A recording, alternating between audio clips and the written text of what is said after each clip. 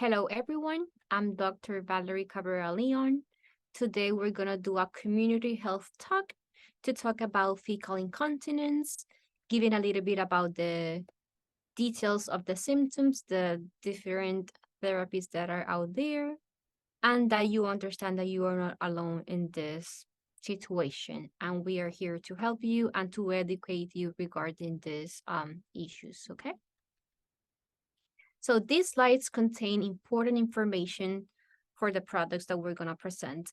Has every medical procedure, there's some risk. And please, we will ask you to visit Axonic website to have more information. And remember to bring all your questions to your next appointment with your physician. So like I mentioned, I'm Dr. Valerie Cabrera Leon. I'm a colorectal surgeon in Greater Baltimore Medical Center. I'm a member of the Medical Society of Colorectal Surgeons. I did my fellowship in this institution and I did my general residency in the University of Puerto Rico. So bowel symptoms can disturb your quality of life. Some quotes of real patients that have mentioned in a couple of evaluations have said that they have to stop frequently during their trips. They have missed very important parts of a show, of a concert, and a need to always have a bathroom nearby because they're just very worried that they will not be able to make it. This, I have heard this unfortunately many times in the office, and people think that this is something common and they just need to live with this. I just want to make sure that we have different kind of options. So that's why we're taking the time to do this webinar today. So you're not alone. There's a lot of people seeing this webinar, and the idea is to give more information so you're very instructed and you can follow the recommendations of a physician in order to help out your quality of life. There's 19 million of adults in the United States that suffer from fecal incontinence. So definitely you're not alone. So the idea is to understand more about this condition. The normal bowel function, we're gonna give a little bit of information on how the usual, defecation process works. So the rectum, that is the distal part of the large intestine, when it fills out with feces, there's special stress receptors in the wall of the colon that get activated. Nerve signals are sent to your brain, making you feel the need that you need to empty your bowels. In order to defecate, the nerve signals coordinate a relaxation between the pelvic floor muscles and the muscles of the rectum to push the stool out.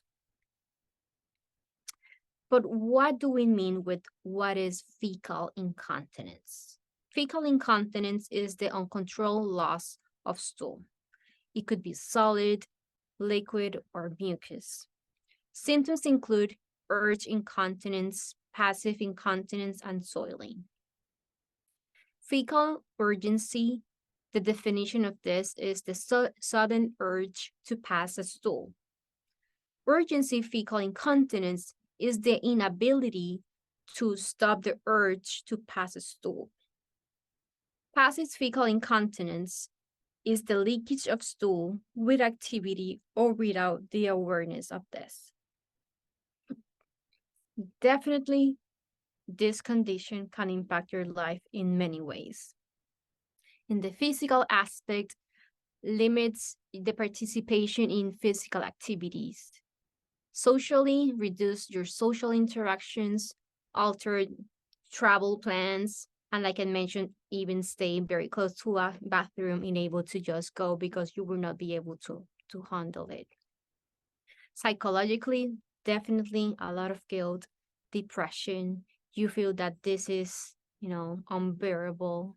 The loss of self-respect and the fear of having, future accidents. In the sexual aspect, some patients have avoided having sexual contact or intimacy because of this. In the workspace, some people may increase their absence in work and decrease their productivity where they are doing their job. Domestically, they need to wear pads, diaper, use special beddings, and always being cautious about their clothing. This condition is not a normal part of getting older. It's not something that you did, okay? That's very important to let you guys know that this is not okay and there are ways that we can help you. Good news, there's some treatments to help regain the control of the bowels. This is the patient care pathway that we want to discuss with you. If you feel that you may suffer from the symptoms, is just embarrassed to talk about this, we would recommend that definitely you should consult your doctor. Discuss the symptoms that you're having. Start at baseline diary of the symptoms. How often are they happening? If they're happening for soft, solid, liquid stool. You may also undergo testing to further diagnose your issues and discuss what treatment options are available for you. Initial treatment usually includes diet change, sphincter and pelvic floor exercises, anti-diarrhea medication, and the use of pessary. You're going to continue a follow-up with your doctor. What happens if these symptoms do not improve? Please don't give up, okay? There are advanced therapies available. Minimally invasive procedures include sacral neuromodulation and transanal irrigation. Invasive interventions may include surgical sphincter repair. Within the initial treatment, we can do pelvic floor exercises. These are individualized programs that may last from 6 to 8 weeks that you're going to continue doing at home in order to strengthen those muscles. Diet changes. You're going to monitor what you're eating, your water intake, how is your bowel habits. You're going to avoid any kind of food or drink that may cause you have these accidents, and definitely the use of fiber and bulking agents in order to avoid liquid stools.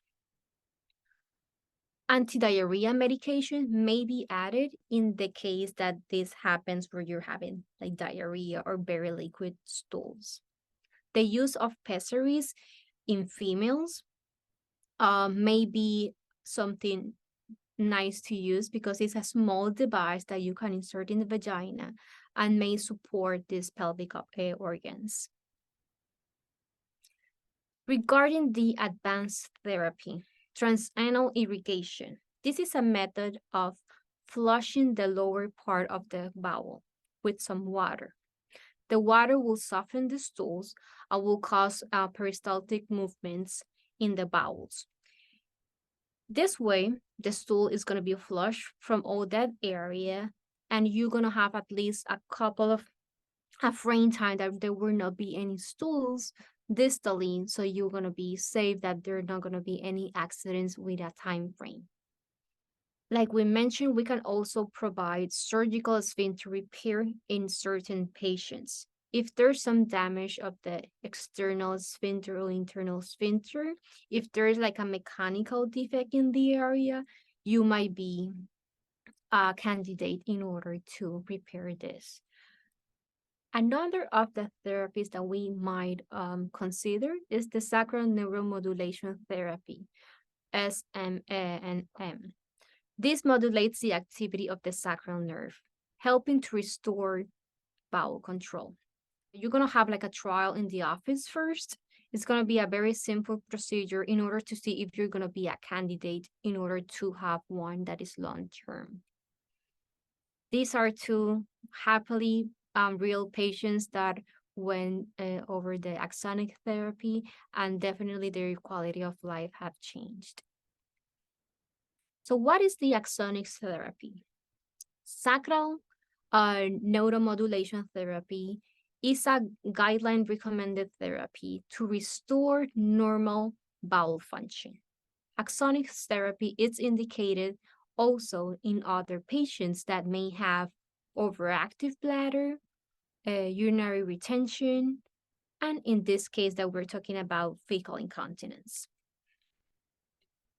How does oxonic therapy works?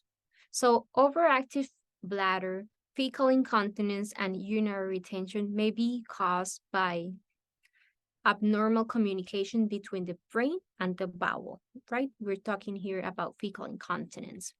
Axonics therapy provides gentle stimulation to these nerves in order to control both the bladder or the bowel. The simulation can help restore normal communication between the brain and the bowel, which will result in an improvement of your symptoms. The first step towards long-term therapy, like we mentioned, first we're going to do a breath test. This can be performed in the office or in a ambulatory surgery center. The doctor, what he's going to do, he's going to insert a very thin wire called the lead in an area that is very close to the nerves. Usually it's located in the upper area of the buttocks. You're gonna go home, you're gonna continue your normal activities, and you're gonna start modulating and adjusting this therapy in order to determine and track how are your symptoms and hopefully that they are improving. You're gonna go back to your doctor to discuss the symptoms relief that you had and what will be the next steps in order to have the long-term therapy. Axonic therapy offers two choices when we are talking about long-lasting options. First of all, we have, you can see it in the slides, a small rechargeable device. This will provide at least 20 or even more time frame in order for this to work. This can be rechargeable depending of how often it's used, so it will be more depending of the patients. You can see what the rechargeable device that is just be put with a belt in the area, and you can walk around and continue doing your normal activities. We also have the option to recommend one that is more permanent. You don't need to recharge this one. It's a long life providing therapy that can last from 10 to 20 years. It's small, it's thin, and it's located in the superior part of the buttock area. The patient will have a control remote. It's very simple to use. You can put it in your pockets, and you can actually monitor and adjust your therapy depending on the symptoms that you might be presenting. This device, it's very important that you guys know that you actually can have a full body MRI, 1.T or 3T, in order to continue any other diagnostic studies that you may need. There's no need to remove this device. We already confirmed that it's safe for patients.